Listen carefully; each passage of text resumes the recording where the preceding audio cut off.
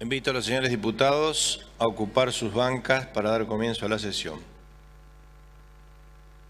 Por secretaría se tomará asistencia. Diputada Costa. Presente. Diputado Allende. Presente. Diputada Angerosa. Presente. Diputado Anguiano. Presente. Diputado Artusi. Presente. Diputado Báez. Presente. Diputado Valer. Diputado Bisogni. Presente. Diputado Darrichón. Diputada González. Diputado Guzmán. Diputado Neteman. Presente. Diputado Koch. Presente. Diputado Lamadrid. Presente. Diputada Lambert. Presente. Diputado Lara. Presente. Diputada Lena. Presente. Diputado Monge. Diputado Navarro. Diputado Zuna. Diputada Pros. Presente. Diputado Riganti. Diputado Rodman. Diputado Ruberto. Presente. Diputado Sosa. Diputada Tasistro. Diputada Toller. Diputado Troncoso. Ribarri. Diputado Valenzuela. Presente. Diputado Vázquez. Presente. Diputada Viola. Diputado Vitor. Presente. Diputado Zavala. Señor presidente, le informo que están presentes los 34 señores diputados. Con la presencia de 34 señores diputados, queda abierta la 10ª sesión ordinaria del 139 periodo legislativo.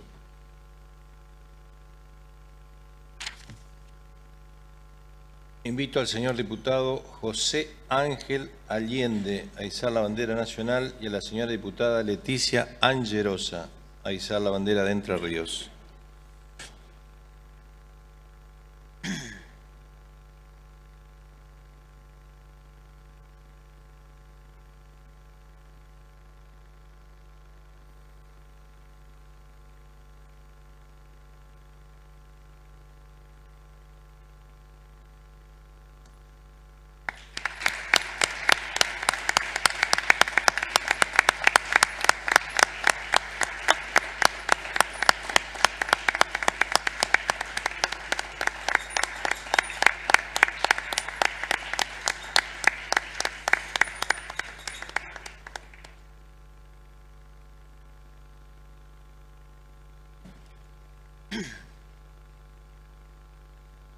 Por secretaría se hará lectura al acta. Tiene la palabra el diputado Navarro.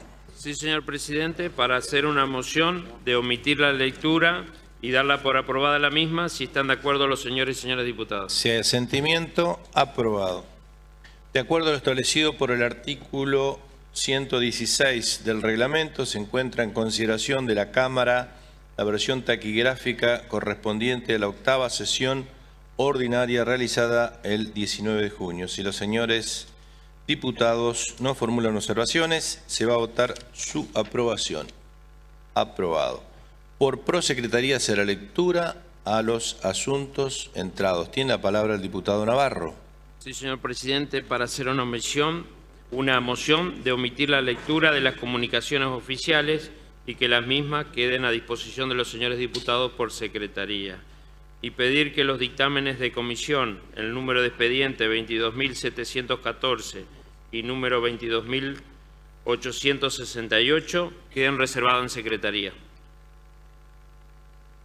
Hay una moción del diputado Navarro. Los que estén por la afirmativa, aprobado. Proyecto de los señores diputados. Tiene la palabra el diputado Navarro. Sí, señor presidente. Para solicitar, según hemos acordado en la reunión de labor parlamentaria, queden reservados los proyectos de declaración identificados con los números de expedientes 22.937, 22.938, 22.939, 22.940, 22.941, 22.942, 22.943, 22.944, 22.945, 22.949, 22.950, 22.951, 22.952, 22.953, 22.961, 22.964, 22.966, que el pedido de informe, que es el número de expediente 22.954, que cuenta con la firma reglamentaria, sea comunicado y el resto de los proyectos sea remitido según indicar a las comisiones indicadas en la nómina de asuntos entrados. Si hay asentimiento, se procederá según lo propuesto por el diputado Navarro. Aprobado. Corresponde el ingreso de los proyectos no incluido en la nómina de asuntos entrados. Tiene la palabra el diputado Navarro. Sí, señor presidente, para pedir el ingreso del expediente número 22.969, que es una declaración de interés legislativo para la fiesta del Día del Niño organizada por Toritos de Chiclana. Su ingreso y su reserva en secretaría. Si hay asentimiento, se le da ingreso y se reservará en secretaría. Aprobado. Corresponde el turno de los homenajes. Tiene la palabra la diputada Angerosa. Gracias, señor presidente.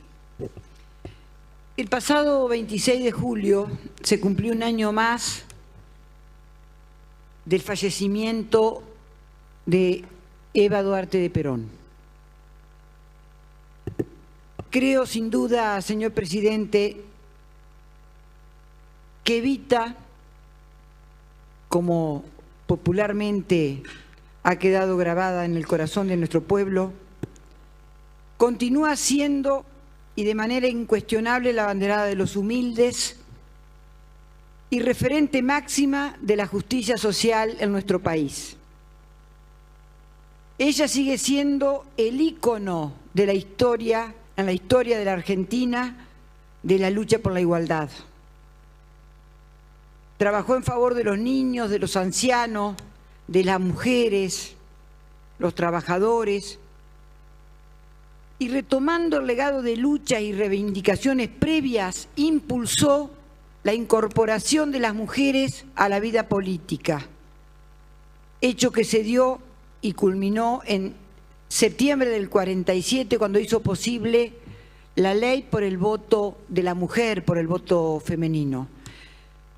Y por primera vez en la historia de nuestra patria, las mujeres tuvieron un lugar en bancas representando al Partido Justicialista, 23 mujeres, donde pudieron representar a la mujer argentina. Tras la sanción de la ley que consagró la igualdad política entre hombres y mujeres, Evita, junto al peronismo, luchó por los derechos de la niñez, de la ancianidad, de la igualdad jurídica entre cónyuges y la patria potestad compartida. Cuestiones todas convalidadas en la Constitución de 1949, inspirada en la corriente jurídica del constitucionalismo social. Así su paso por la escena política de nuestro país estuvo signada también por la marca indeleble de haber luchado incansablemente en favor de la protección social y de la incorporación de las mayorías populares como sujeto de derecho de las políticas públicas que debe asegurar el Estado Nacional argentino. Su máxima, donde hay una necesidad, nace un derecho, orientó su trabajo cotidiano y su lucha incansable por subsanar las injusticias sociales. Supo denunciar con vehemencia y convicción los peligros y las desviaciones que representaban el colonialismo, el imperialismo, la explotación, la injusticia, el hambre, el poder de las oligarquías locales,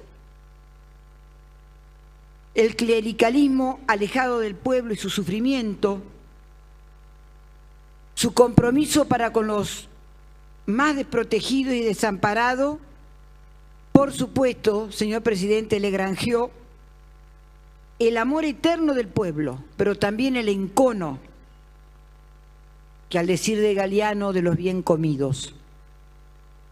La odiaban, la odiaron por pobre, por mujer, por insolente, a tal punto que ese sentimiento clasista y de tanto odio llegó a pintar paredes cuando Evita estaba ya muy grave.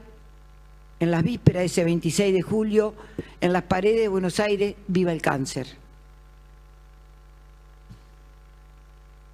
Buscaron prohibir su nombre a partir del golpe del 16 de septiembre del 55, cuando fue derrocado el general Perón, el presidente general Perón. Comandos militares secuestraron su cadáver en noviembre de ese año, haciéndolo desaparecer, desapareciéndolo. Esto fue durante 14 años, su cuerpo no se podía ubicar. Buscaron borrarla de nuestra historia y de la memoria popular, pero no pudieron. A 66 años hoy de su desaparición física, su figura persiste, su legado de pasión, lealtad, de amor al prójimo, se mantienen vigentes y conforman un poco la identidad de muchos argentinos y también la identidad de nuestro movimiento justicialista. Y como para ir terminando, señor presidente, quiero un poco agregar esto, que hoy, cuando vemos que en nuestra patria, que en nuestra nación, en nuestro país se pierden derechos que tanto y tanto nos costó conseguir, en el marco de un programa económico que lamentablemente pregona el ajuste, el endeudamiento externo, que se despreocupa de la suerte de los trabajadores, que condena al quebranto a la pequeña y mediana empresa, que abandona a los niños, que abandona a los sectores más desprotegidos, como los discapacitados también, condenándolos a la marginalidad y el olvido.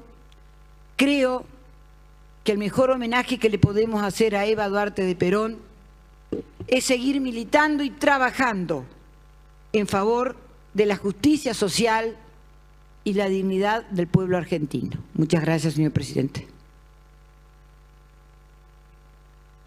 Si ningún otro diputado tiene la palabra, el diputado Allende. Señor presidente, muy breve, pero creo que no podemos dejar pasar para alto, hacer no sé si es un homenaje o recordar y pedir no olvidar, como en algún momento vimos tantos afiches y tantos ruegos y tantas misas que se hicieron con todo derecho de no olvidarlo a cabeza, no se olviden de cabeza. En este país que hay un gobierno que no respeta la vida, no respeta la libertad de sus ciudadanos, porque depende cómo uno piensa o qué es lo que uno hace, cómo el gobierno te manda a reprimir. Mañana se cumple un año de la desaparición de un argentino, no importa, se llamaba Maldonado, pero es un argentino que estaba acompañando un grupo de ciudadanos de pueblos originarios y que tenía todo el derecho de estar ahí en total paz, en orden, un hombre que recorría el país, recorría países vecinos, con su folclore, con sus ganas de vivir, de llevar sus cosas de un lado para otro y acompañar aquellas luchas que consideraba que tenían realmente sustento y fundamento. Y un grupo bárbaro de aquellos que no aprendieron, que se terminaron aquellas épocas, y alentados, por qué no decirlo y reconocerlo, por un gobierno que los asusa, que hay que golpear, que hay que correr, que hay impunidad para ellos, porque evidentemente han estado sumamente protegidos, y si uno ha seguido el expediente, como algunos le llaman, ven que realmente hay una protección.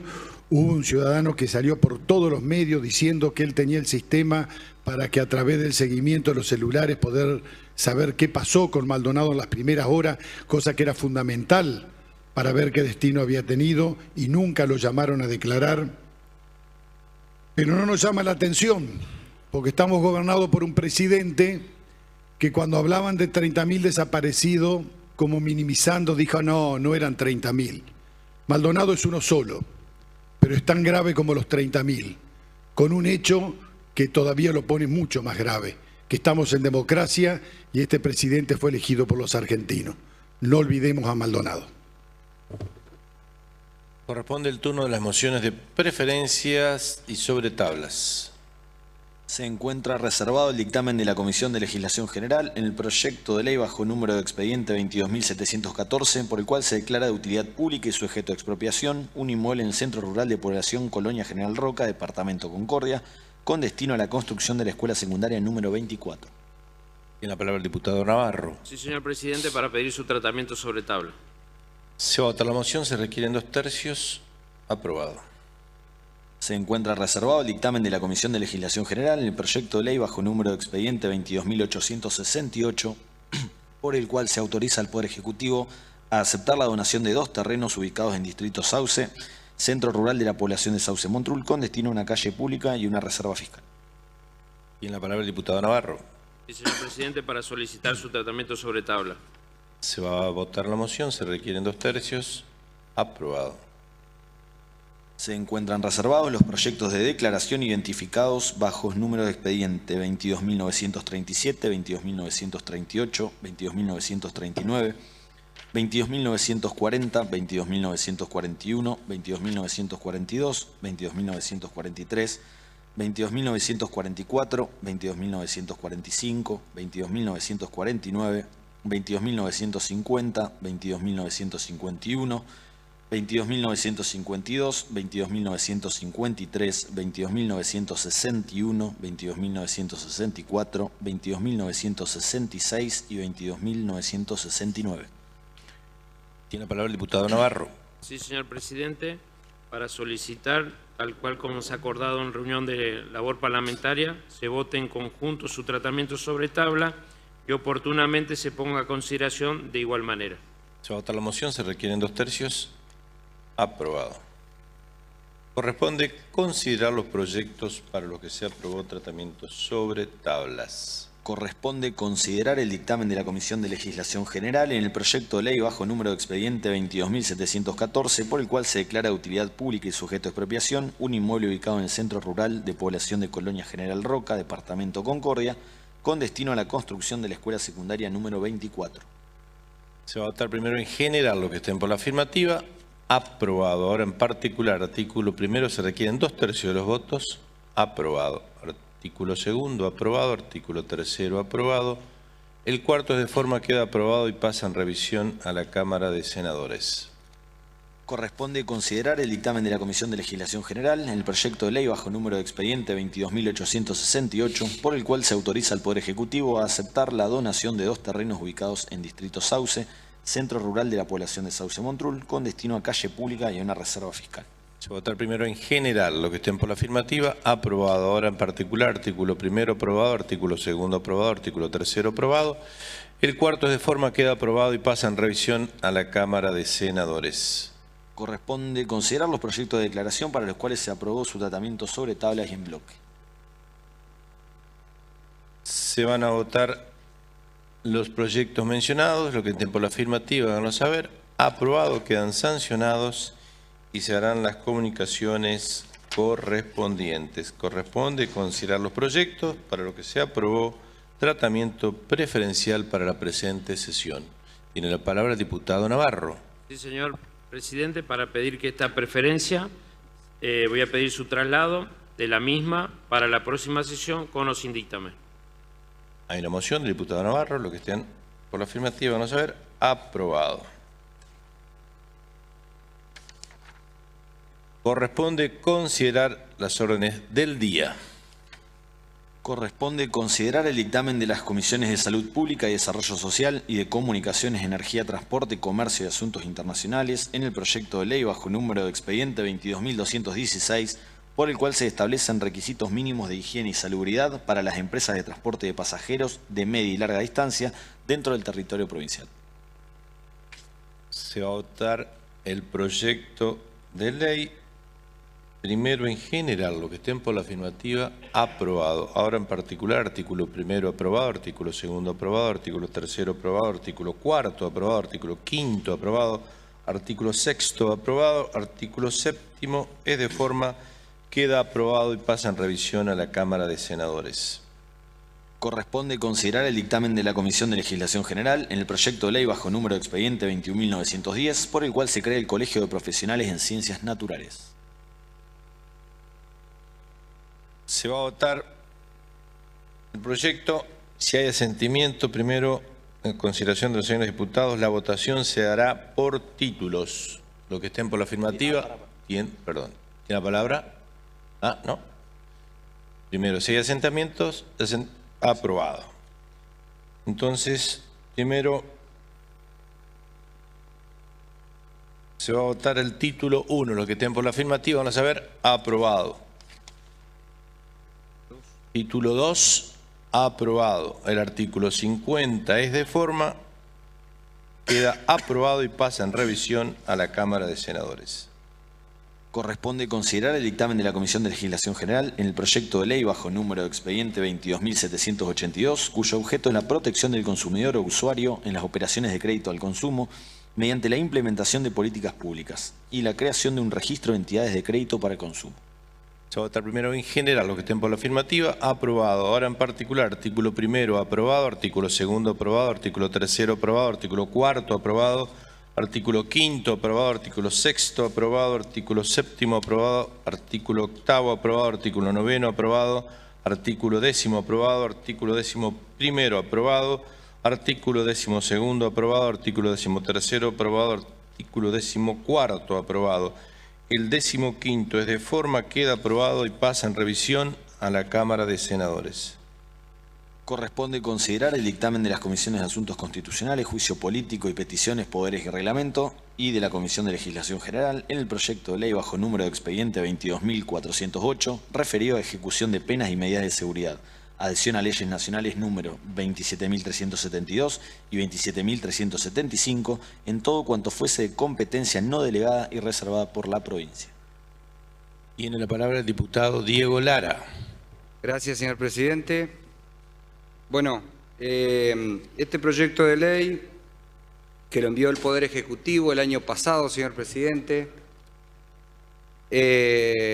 regula precisamente para la provincia de Entre Ríos una nueva ley en materia de ejecución de penas y medidas de seguridad. Para situarnos un poco en la temática, que vale aclarar que es un poco técnica porque se refiere precisamente a la última etapa del proceso penal tomado integralmente el mismo, donde esta fase busca el cumplimiento de las penas privativas de la libertad que han sido dispuestos en el marco de un proceso penal, de un proceso acusatorio, como tenemos acá en la provincia de Entre Ríos, y que se regulan las instancias que deben atravesar los reos en cuanto a las solicitudes que pueden formular al juez en materia de la ejecución de la pena, las posibilidades de salidas anticipadas y el principio de cumplimiento progresivo y gradual de la pena.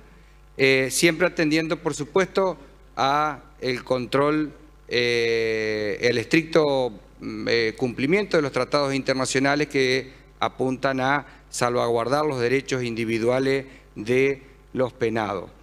Hay una realidad, señor presidente, esta última etapa del proceso penal, quienes entienden en la materia siempre afirman que es la etapa más olvidada del proceso penal o es la que menos atención le merecen los marcos legislativos. ¿Por qué? Porque precisamente parece que el foco del interés social está en el proceso penal en sí mismo, cuando se juzga a una persona, pero después cuando se cumple la pena de esa persona no parece prestarle tanta atención ni la doctrina ni también es quien les toca legislar.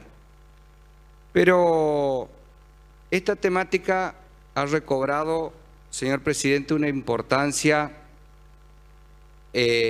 para destacar en los últimos tiempos. y lamentablemente en nuestra provincia, en la provincia de Entre Ríos. Conocido es lo que ocurrió hace más de un año, cuando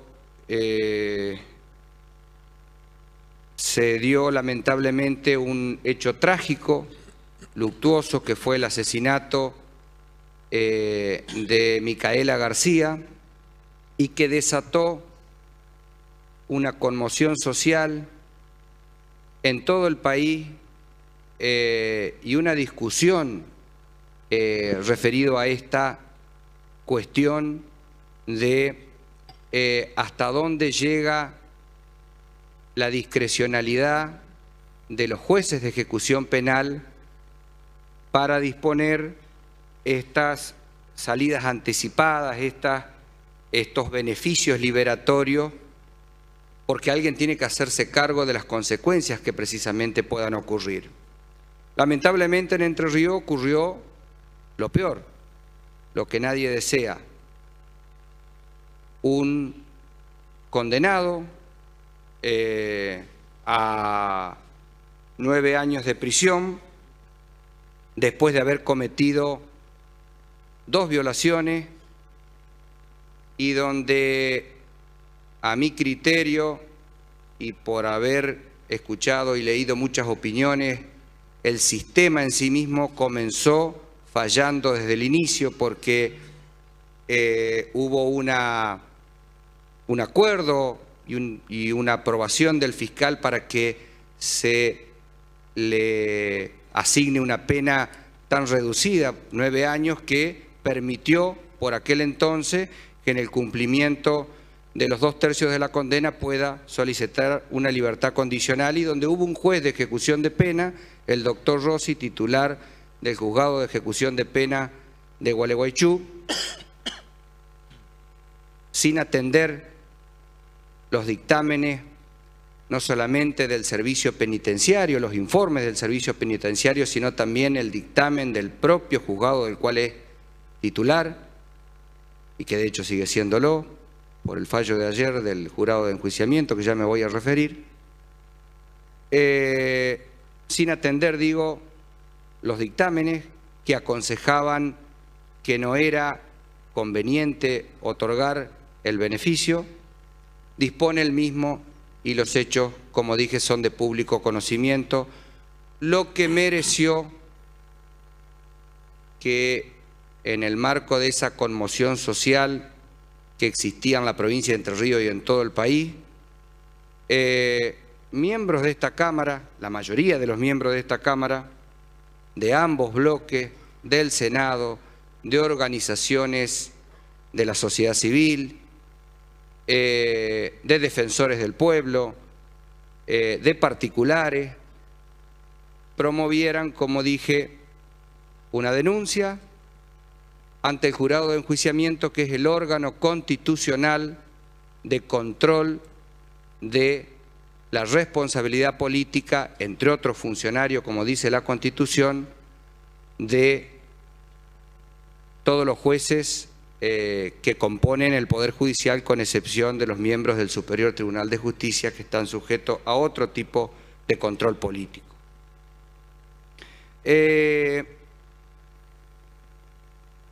Quiero aclarar, señor presidente, recién lo hablábamos en el bloque, que lo que ocurrió ayer, este fallo que ha tomado Estado Público, y la ley que estamos tratando hoy, se ha dado, que no se entienda que esto es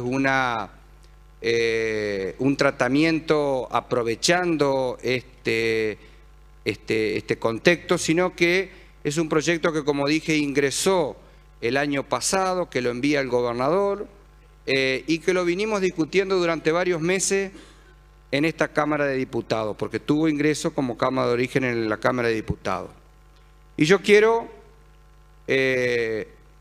dejar aclarado que mereció la intervención de especialistas en la materia, señor presidente. Hicimos una jornada acá en este recinto donde participaron todos quienes representan estamentos vinculados con esta problemática de la ejecución de las penas, desde los titulares del Ministerio Público de la provincia, tanto el Procurador General de la provincia como el Defensor General de la provincia, el representante de todos los magistrados y funcionarios judiciales de la provincia, el doctor Chaya, quien vino en representación de la Asociación de Magistrados y Funcionarios Judiciales de la provincia.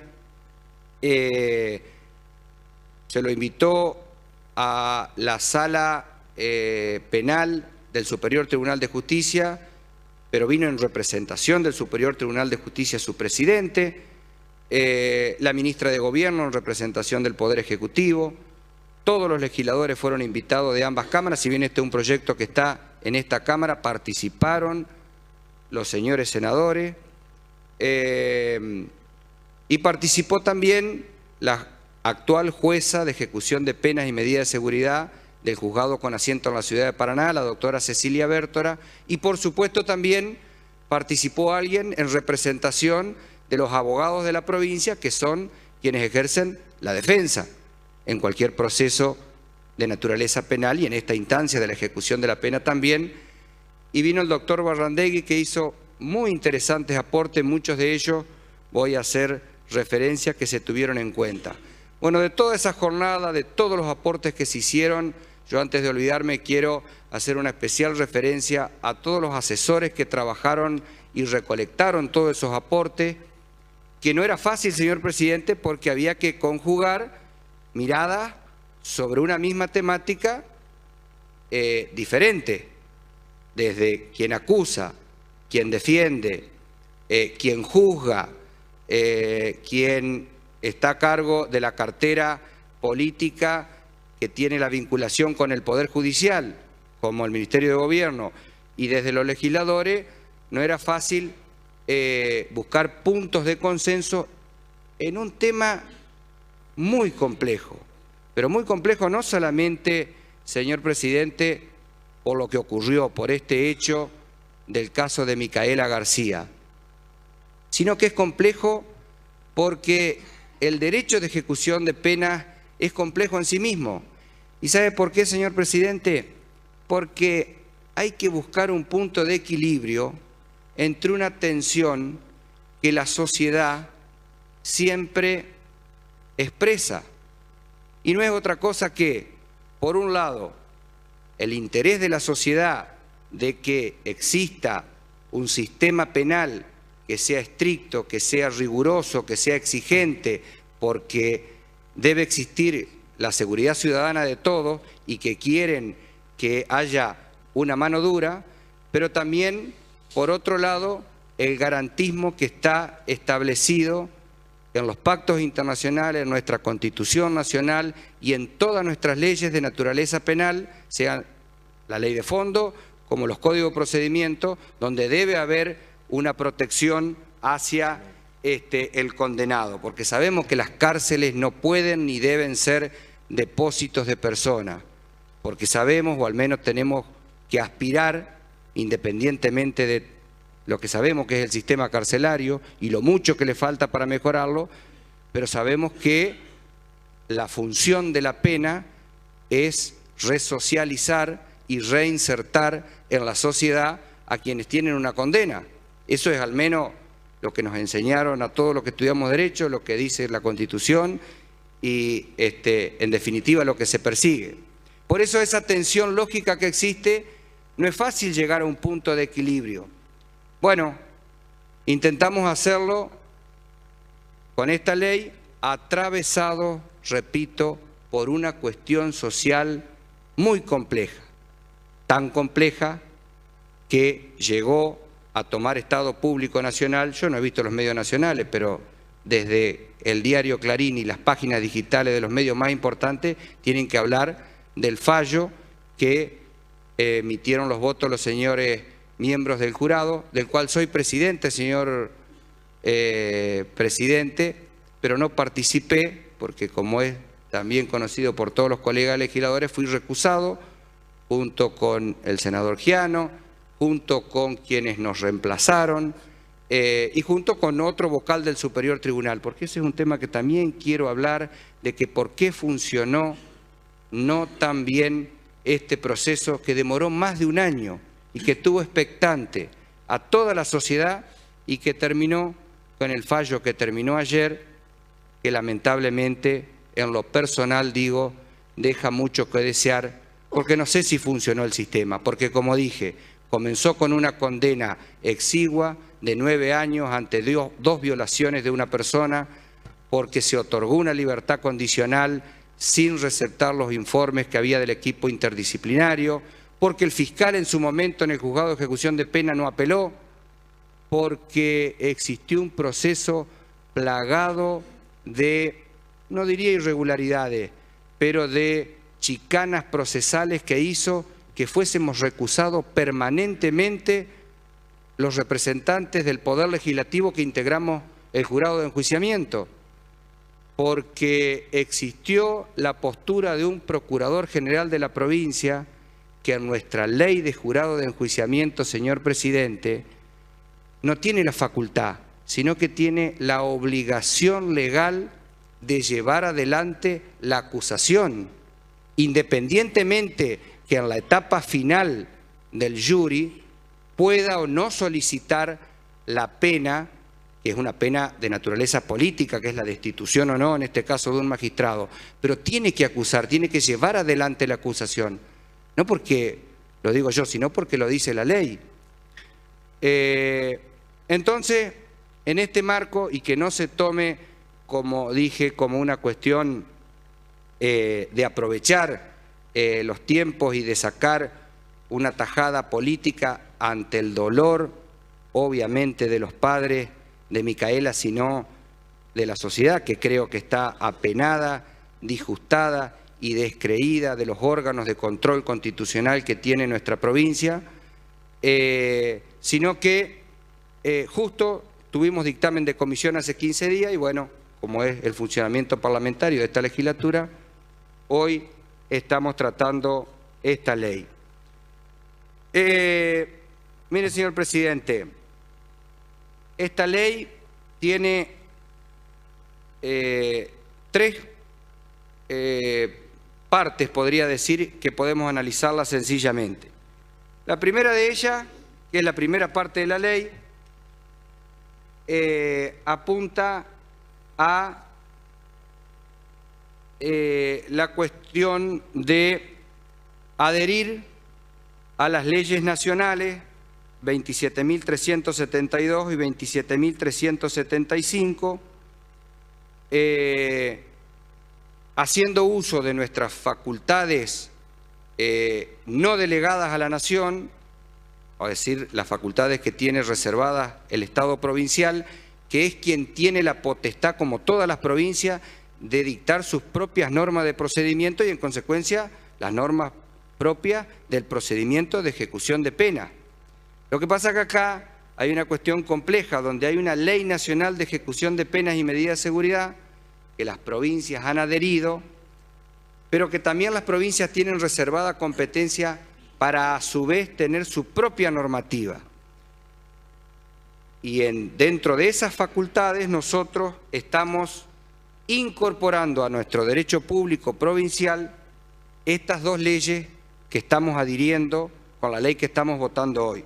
Si usted lee el artículo primero, dice: adhiérase la provincia de Entre Ríos a estas 2 leyes que acabo de mencionar, que fueron 2 leyes, señor presidente, que se sancionaron el año pasado en el Congreso Nacional, producto también del clamor popular del caso Micaela García.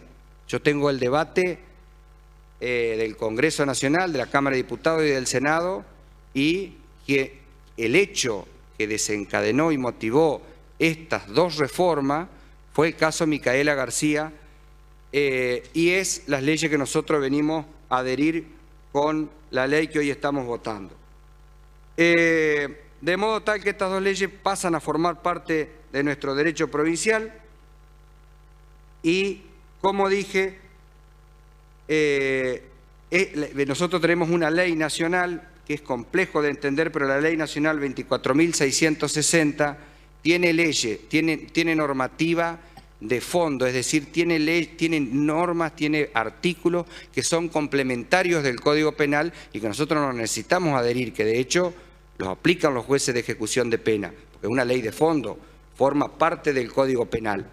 Y es en lo que se refiere al cómputo de la pena y al régimen de libertad condicional y libertad asistida. ¿Por qué, señor presidente? Para decirlo sencillo, a partir de la reforma del año pasado del orden nacional, no va a ocurrir más, de hecho, un caso como el de Micaela García, porque ese tipo de delito, aquellos delitos graves que dice la ley nacional, son delitos que ya no son pasibles de que se otorguen estas medidas liberatorias, tienen otro régimen, pero sí el resto de la ley que nosotros estamos votando y las restricciones que le vamos a poner en la ley a los ya no 2 jueces de ejecución de pena, sino que vamos a crear un nuevo juzgado, que ya voy a explicar, van a tener sí restricciones para adoptar medidas de este tipo en otro tipo de delitos, de menor gravedad. El segundo aspecto de la ley, señor presidente, es la parte que tiene aspectos organizativos. Es decir, esto que hacía referencia yo de la creación de un nuevo juzgado. Mire, señor presidente, desde que se instituyó en la provincia el nuevo Código de Procedimiento, el Código Adversarial, el Código Acusatorio, pasó lo que ya sabemos, se incrementó la población carcelaria.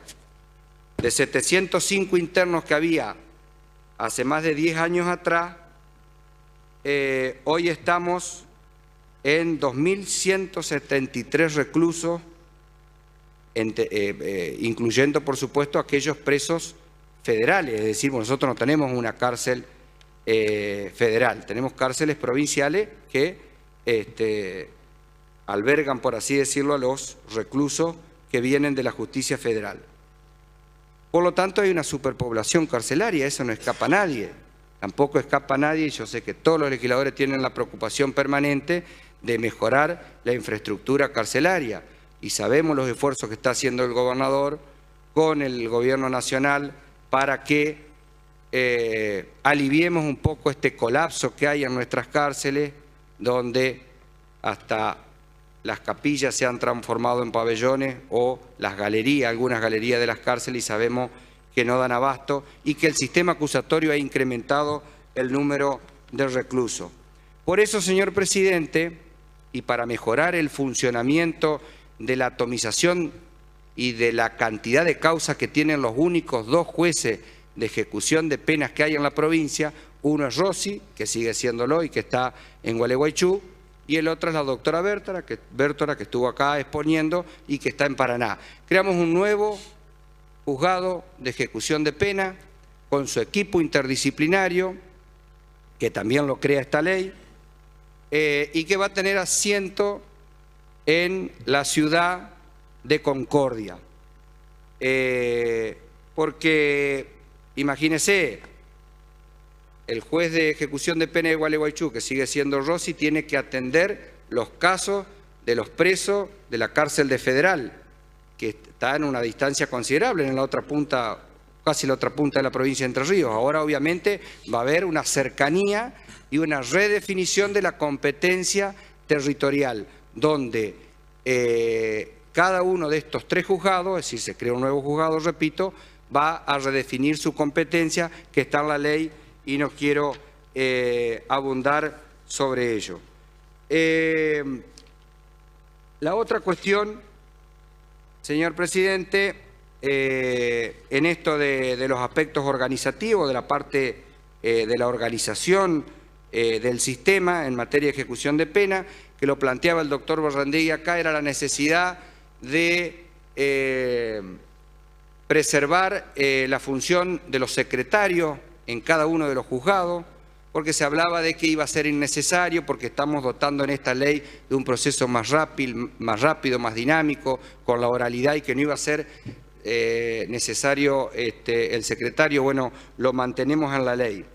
Y el tercer aspecto de esta ley es la parte del procedimiento, y aquí yo diría que viene el punto central vinculado a toda esta gran discusión que se dio con el caso Micaela y que hacía referencia. Lo que nosotros estamos planteando, dentro de otras cosas que mejoramos el procedimiento, pero yo me quiero detener en una cuestión que tiene que ver con la facultad que tiene el juez de ejecución de pena en el marco del procedimiento de resolver las solicitudes de esas salidas anticipadas o medidas liberatorias. Acá se dio una discusión en el seno del debate que se dio, señor presidente, y que está dada en hasta qué medida el juez de ejecución de pena tiene que atender a ese dictamen que formule este cuerpo interdisciplinario, donde hay psicólogos, psiquiatras, legistas y demás, que le sugieren y le aconsejan al juez si está en condiciones el reo o no de gozar, por ejemplo, una medida anticipada de la libertad, como puede ser cualquiera de las que prevé la ley. Bueno, nosotros lo que diseñamos en la ley, señor presidente, incluso por secretaría tiene el secretario de la Cámara y ya está hablado con todos los bloques, modificamos 2 artículos donde dice lo siguiente. Yo quiero leer el artículo 14, inciso C de la ley, donde dice que la concesión del beneficio que implique un cambio sustancial en la ejecución penal se adoptará mediante resolución fundada del juez asentada en las constancias del legajo, de acuerdo a los recaudos establecidos en la Ley 24.660 y sus modificatorias, previo informe favorable del equipo técnico del juzgado o del equipo interdisciplinario en los términos del artículo 7, inciso F de la presente ley, por medio del cual se exponga su evolución y el efecto beneficioso que pueda tener la medida propuesta para el futuro personal, familiar y social del condenado. Y el artículo al que se remite dice autorizar conforme a la Ley 24.660 y sus modificatorias y de acuerdo a las distintas etapas las salidas transitorias de los internos, semilibertad, libertad condicional y libertad asistida, previa realización de un informe por parte del equipo técnico del juzgado, el que debe resultar favorable para su concesión. Caso contrario, se deberá garantizar la realización de un nuevo informe por un equipo interdisciplinario distinto al que ha dictaminado, en las condiciones que fije la reglamentación, el que de resultar favorable habilitaría la concesión del beneficio. De modo tal que le estamos diciendo al juez, para disponer una medida liberatoria con estos alcances, deberá tener un informe favorable del equipo técnico interdisciplinario. Es decir, el juez puede, en todo caso, negar la medida liberatoria por más que el dictamen sea favorable. Lo que no puede es otorgar la medida si el dictamen es desfavorable, es decir, aconseja denegar lo solicitado. Y en el caso de que el dictamen sea desfavorable, existe la posibilidad de que el juez solicite un nuevo dictamen al que deberá adecuarse. Mire, yo no sé si este texto rozará alguna cuestión que tenga que ser discutida y evaluada después por la justicia, pero yo creo que estamos respondiendo a una demanda de la sociedad ante hechos tan complejos como esto. Y vuelvo a decir, señor presidente, me parece que es tiempo de que todas estas cosas nos hagan revisar mucho de lo que está ocurriendo. Así como estamos revisando la Ley de Ejecución de Penas y Medidas de Seguridad, haciendo una ley nueva, más moderna, respondiendo a todos estos planteos, yo creo que también tenemos que revisar el funcionamiento del jurado de enjuiciamiento de la provincia. Yo rescato políticamente el voto de mi compañera de bloque, Esther González, que ha ido y ha actuado con la responsabilidad que el mandato y la representación que le hemos dado en esta Cámara ha tenido, como lo ha hecho Olano, en el jurado de enjuiciamiento. Yo no me voy a poner a analizar, porque de hecho no están los fundamentos, Esther, del fallo, sino que están los votos, se adelantó la sentencia. Lo que sí yo creo, señor presidente, que el jurado de enjuiciamiento es un órgano de control constitucional y es un órgano político, por eso está integrado por diferentes estamentos. Por eso no solamente lo integran los jueces, lo integramos nosotros, los legisladores, que no somos jueces, que tenemos una visión distinta de la que tiene la magistratura, que tenemos una visión política y más integral de la realidad, que tal vez somos más permeables en el buen sentido de la palabra a ese clamor social y a ese dolor que tiene y que tuvo y sigue teniendo la entrerrianía con lo que pasó con esta chica y con el dolor que están sufriendo esos padres. Porque nosotros entendemos que un jurado de enjuiciamiento, que es un órgano de control constitucional que tiene que sancionar políticamente a un funcionario, en este caso a un juez, como lo hizo esta Cámara cuando llevó adelante la acusación de un miembro del Superior Tribunal de Justicia, hace una consideración y una evaluación no solamente apegada a la cuestión estrictamente jurídica del debido proceso, de la defensa en juicio, de los principios del plazo debido, sino también tiene un criterio mucho más general, mucho más amplio, mucho más integral, un criterio político para ver si existe o no un mal desempeño, si existe o no una responsabilidad política. Por eso, señor presidente, tenemos que mejorar la ley del jurado de enjuiciamiento. Usted sabe que nosotros presentamos un proyecto de ley hace un tiempo, lo debatimos, y ese proyecto de ley no debe ceñirse la discusión de los plazos, de si el que acusa es el fiscal, es un juez que se elige de un sorteo, es un camarista.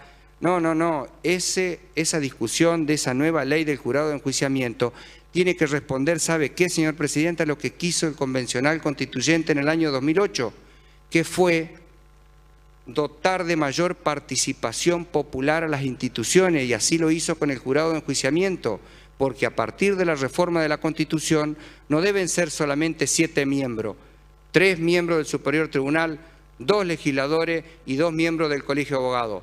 Tienen que ser 9, tiene que haber 2 miembros más. ¿Sabe de dónde, señor presidente? No de la judicatura, no de la magistratura. Tienen que ser 2 miembros que vengan de la sociedad, que vengan de las asociaciones civiles. Por eso se quiere democratizar a través de la reforma de la Constitución este instituto, para que funcione mejor, para que tenga otra mirada, una mirada integral. Bueno, son de las tantas cosas pendientes que quedan y quedan para discutir. Pero volviendo al tema, creo que avanzamos en una ley, no sé si será la mejor, pero me parece que estamos dando respuesta, estamos haciendo un proceso más rápido, más completo, más sigiloso y estricto con los jueces, esto que hoy se los cuestionó. Estamos creando un nuevo juzgado y estamos mejorando el sistema de ejecución de pena de la provincia de Entre Ríos. Así que después de esto pido el acompañamiento a los señores miembros de esta Cámara y por secretaría ya he leído los 2 artículos que se reforman el dictamen que hemos presentado de la comisión y que lo tiene secretaría. Y le agradezco la oportunidad en el uso de la palabra. Muchas gracias, señor presidente. Tiene la palabra el diputado Vitor. Señor presidente, muchas gracias. Bueno, en primer término, resaltar cómo se procedió en este tratamiento del proyecto de ley. Creo que el diputado Lara no me ha dejado mucho para hablar. Muchas de las cosas que iba a decir se anticipó y no quiero ser reiterativo, pero sí resaltar cómo se trabajó, cómo el proyecto en un principio era de una determinada forma y se fue perfeccionando, se fue escuchando las partes y principalmente se escuchó a la jueza, tanto al doctor Chaya, que es una persona muy avesada en el tema, como a la doctora Cecilia Bertora, que es la jueza de ejecución de pena de la ciudad de Paraná. Así que coincido en todo lo que ha dicho, en gran parte de lo que ha dicho el diputado Lara, y para no ser reiterativo, creo que es un adelanto este proyecto de ley.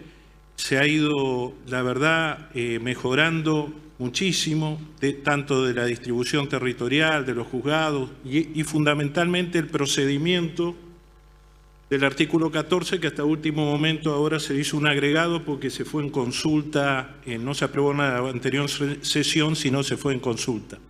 Además, personalmente fui a la unidad carcelaria y visité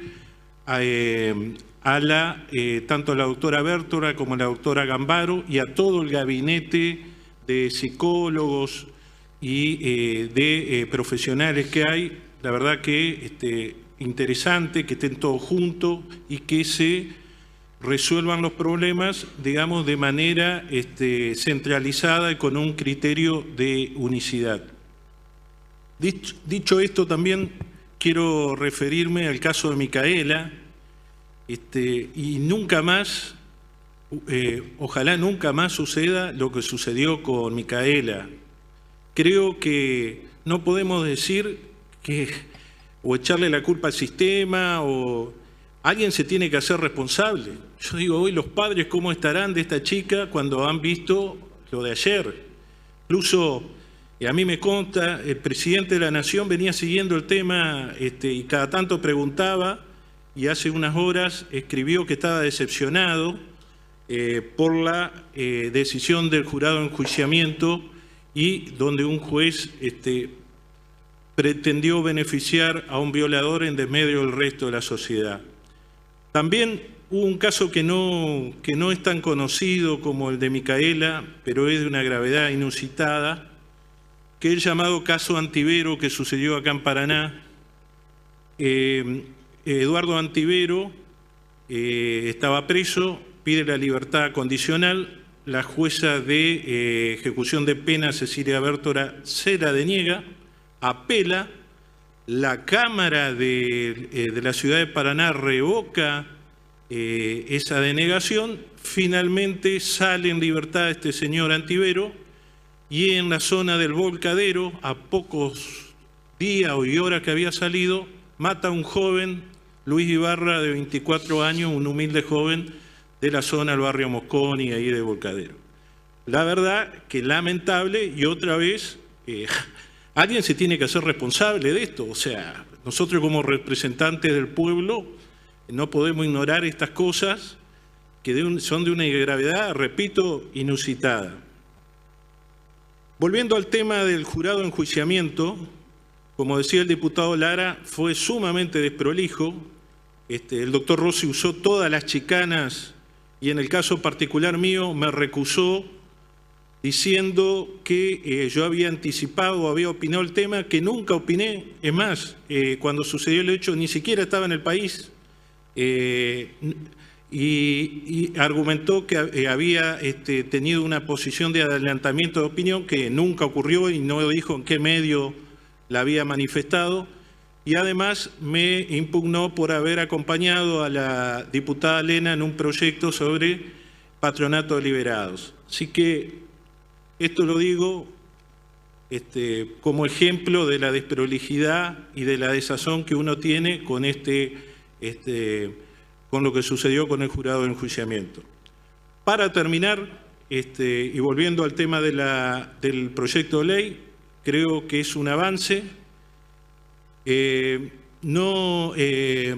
que se ha perfeccionado mucho y la adhesión también a las dos leyes nacionales también son un avance, y creemos que vamos a tener una legislación adecuada a los tiempos. Esto no implica, como decía el diputado Lara, que estos dos casos se hubieran podido resolver con la legislación vigente. Es decir, acá no estamos saneando una cuestión de que no tenían las herramientas o la legislación vigente los jueces. Estaban. Lo que estamos haciendo es perfeccionando y no dejándole ningún vericueto, ninguna salida para que vuelvan a ocurrir estos casos. Nada más, señor presidente. Se va a votar el proyecto de ley. Primero, en general, los que estén por la afirmativa, aprobado. Ahora en particular, si hay asentimiento de los señores diputados, la votación será por título. Los que estén por la afirmativa, aprobado. Entonces se va a votar el título 1. Los que estén por la afirmativa, aprobado. El título 2, aprobado. El título 3, aprobado. El artículo 19 es de forma, queda aprobado, pasa en revisión a la Honorable Cámara de Senadores. No habiendo más asuntos que tratar, queda levantada la sesión.